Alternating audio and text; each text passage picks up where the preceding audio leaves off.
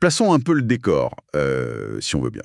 Imaginons une réunion de travail particulièrement tendue, ou peut-être un de ces repas de famille du dimanche midi qui s'éternise avec l'oncle qui parle fort. Ah oui, l'ambiance classique. Voilà.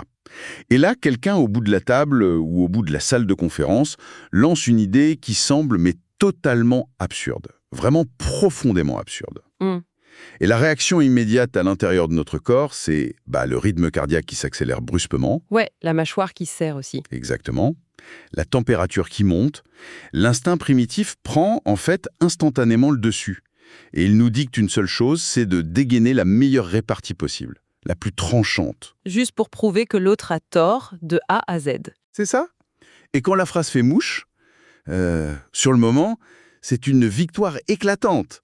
L'ego est repu, le sentiment de supériorité est total, mais, et c'est là qu'on arrive au cœur du sujet, et si cette petite victoire instantanée était en réalité le tout début d'une lente, très lente obsolescence? C'est la grande question. Et si le fait de gagner ce débat venait, à l'instant même, de fermer la porte à la seule opportunité qui aurait pu tout changer dans une carrière ou dans une vie? Ça fait réfléchir. La réponse à ce mystère, elle se trouve dans un concept totalement contre-intuitif. Mais juste avant de décortiquer cette fameuse prison mentale, je voudrais faire une petite parenthèse pour tous les esprits curieux qui apprécient ce genre de réflexion. Il est vraiment très vivement recommandé de rejoindre le club Success Mindset Goals. Ah oui, tout à fait. C'est un espace qui est pensé pour développer continuellement son état d'esprit. Et le point crucial, c'est que c'est totalement gratuit. Il suffit de s'y inscrire pour recevoir des pistes de réflexion majeures chaque semaine. Et c'est justement de là que vient notre sujet du jour. Exactement. Le menu de notre exploration d'aujourd'hui en est directement issu. On va faire une analyse bien approfondie de la 60e édition de cette newsletter qui s'appelle Success Mindset Goals, ta dose de boost hebdo, une newsletter rédigée par Romuald Tranchot. Une édition vraiment passionnante d'ailleurs. Et la mission de notre exploration aujourd'hui, elle est d'une importance capitale. Il s'agit de comprendre très précisément pourquoi le fait de s'accrocher désespérément à ses certitudes transforme le cerveau humain en un véritable bunker. Un bunker mental. Le diagnostic dressé par l'auteur sur notre quotidien, il est saisissant. Il liste des symptômes qui sont malheureusement, je pense, très familiers pour tout le monde. Complètement. Par exemple, cette sensation un peu pesante de stagner professionnellement, ou même personnellement. Et ça, pendant que d'autres personnes autour semblent évoluer avec une facilité déconcertante. Ils saisissent des opportunités qui nous paraissent invisibles. Ouais, il y a aussi cette frustration chronique, tu sais, face à des personnes dont on se dit avec un certain mépris, mais de toute façon, ils ne comprennent rien. Ah oui, le fameux « ils ne comprennent rien ». Et il y a aussi le rejet épidermique des nouveautés. La newsletter prend un exemple parfait avec l'intelligence artificielle. Oh, l'exemple de l'IA est tellement révélateur. C'est ça. Pendant des mois, on a entendu des professionnels très sérieux déclarer l'IA, ça ne marchera jamais pour mon métier, c'est juste un gadget. Et l'auteur utilise une image d'une précision redoutable pour décrire cette attitude. Laquelle? Il affirme que, la plupart du temps, la véritable écoute n'existe tout simplement pas. On n'écoute pas pour comprendre l'autre, on écoute en fait uniquement pour recharger son âme et préparer la prochaine punchline. Ce qui est fascinant ici, et c'est vraiment le cœur du problème, c'est le mécanisme biologique derrière cette attitude. C'est-à-dire que ce n'est pas juste psychologique. Non, il ne s'agit pas juste d'un trait de caractère, d'un manque d'éducation ou d'un ego mal placé. C'est de la biologie pure et dure.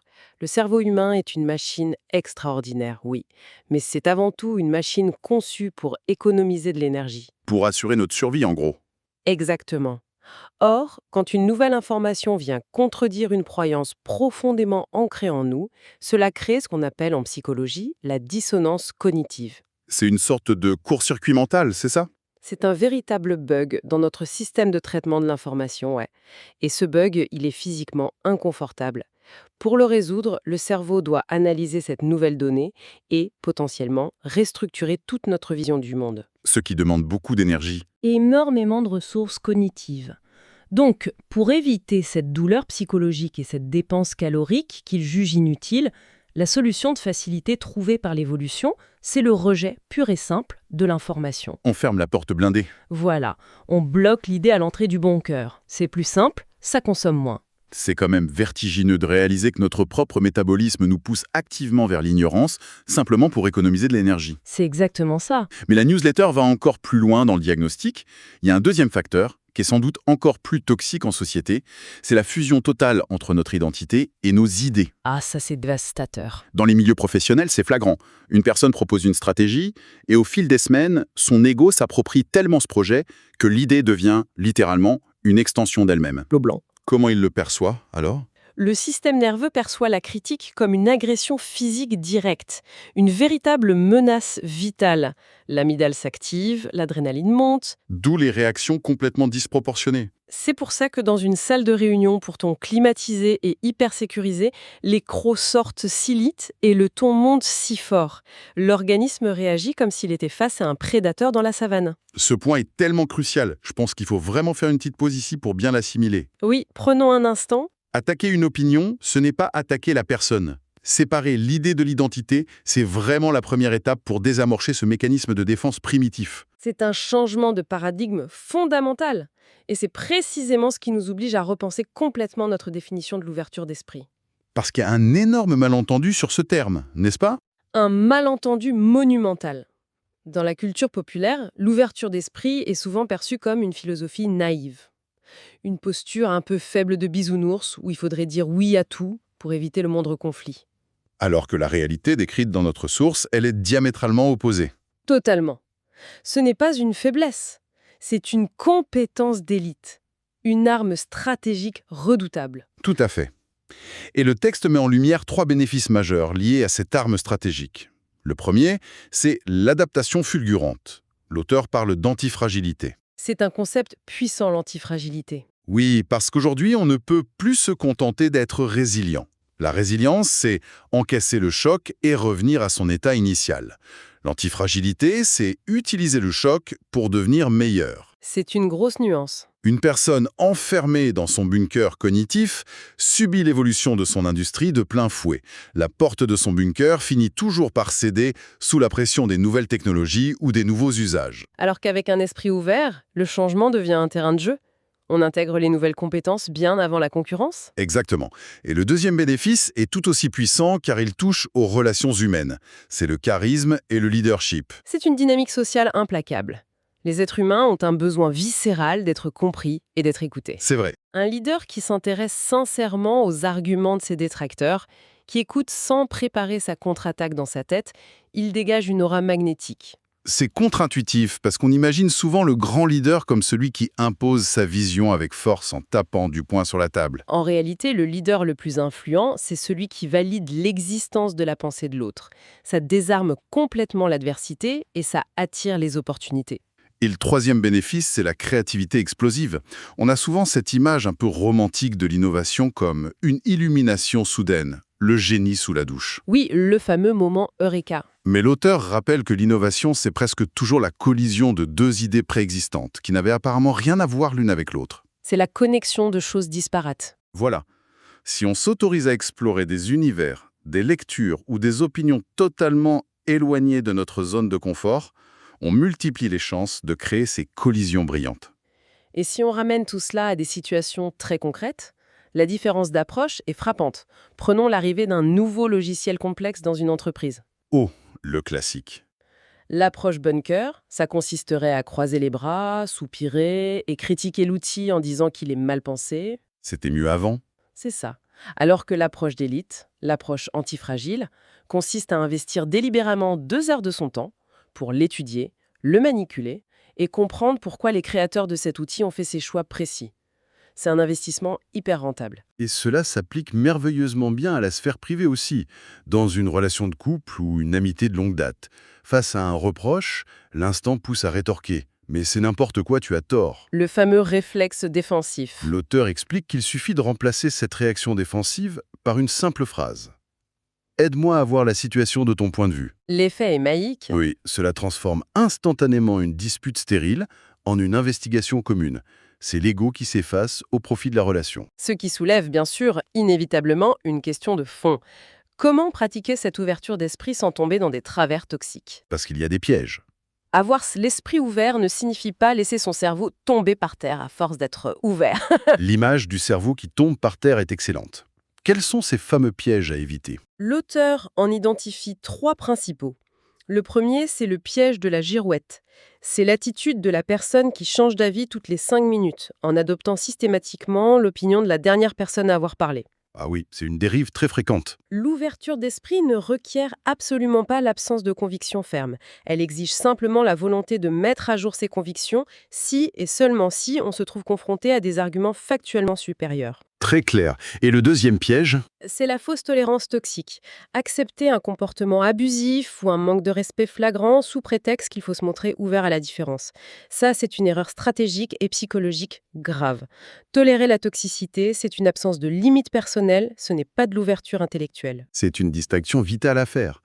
Et il y a ce troisième piège, que la newsletter nomme l'écoute radar. Celui-ci est particulièrement pernicieux car il est vraiment omniprésent dans le monde professionnel. Comment on pourrait le définir exact? L'écoute radar, c'est l'art de faire semblant d'écouter. On hoche la tête, on affiche un petit sourire bienveillant de façade, mais en réalité, le cerveau tourne à plein régime pour scanner chaque mot de l'interlocuteur dans un seul but. Trouver la faille logique, Pour attaquer? trouver la micro-erreur, pour pouvoir l'attaquer et démonter tout son raisonnement. C'est le bunker déguisé en tente d'accueil. On le valorise même parfois en l'appelant esprit critique, alors que c'est souvent juste de la destruction préventive. C'est une analyse très fine de la dynamique d'entreprise actuelle. Et pour réussir à déconstruire ces mauvais réflexes, la newsletter recommande une lecture fondamentale. C'est le livre Think Again du psychologue organisationnel Adam Grant. Un livre très connu. Oui, et le sous-titre français, Le pouvoir de la pensée flexible, annonce directement la couleur. C'est un véritable manuel pour apprendre l'art difficile de désapprendre. La sélection de ce livre par l'auteur de la newsletter n'est clairement pas un hasard. Il regorge de concepts qui s'intègrent parfaitement à notre exploration.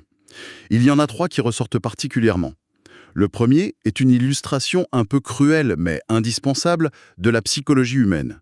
C'est l'ascension du mont stupidité. Une très belle métaphore. C'est une métaphore visuelle de l'effet Dunning-Kruger.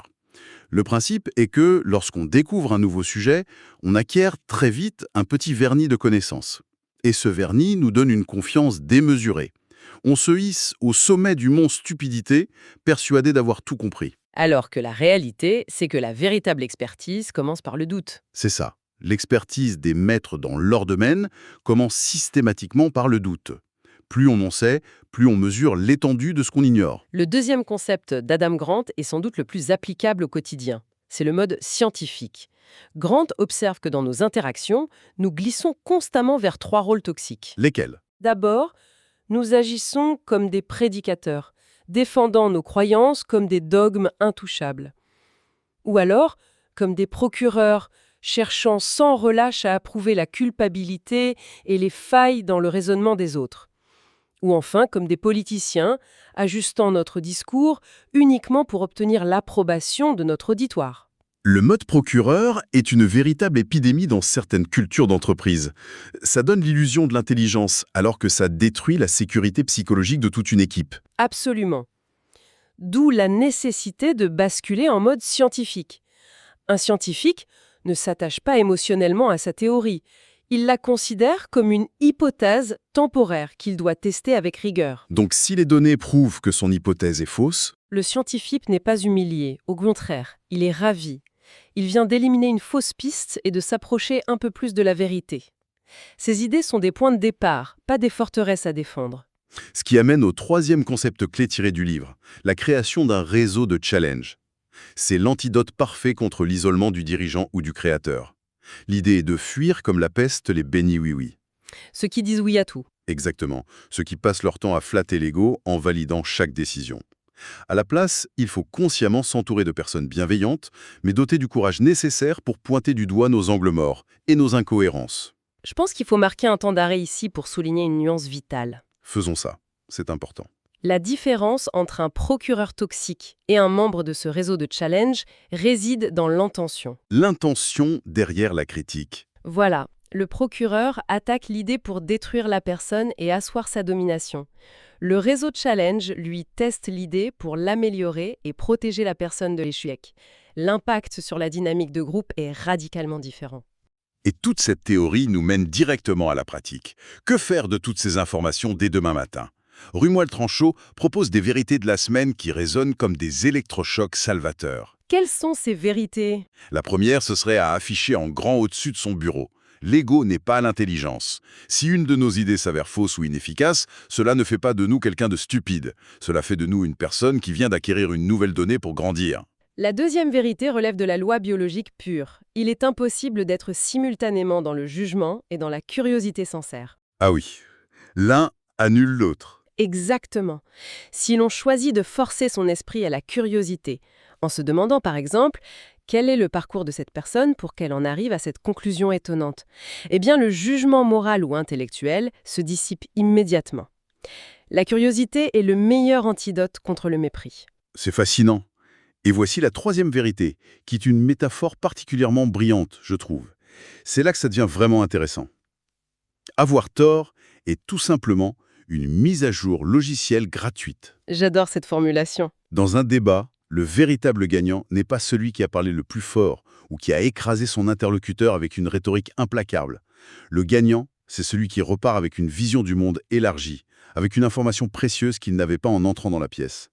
Il a bénéficié d'une mise à jour de son système d'exploitation mentale, sans rien dépenser. Et pour installer efficacement ces fameuses mises à jour, la newsletter détaille un plan d'action d'une clarté redoutable.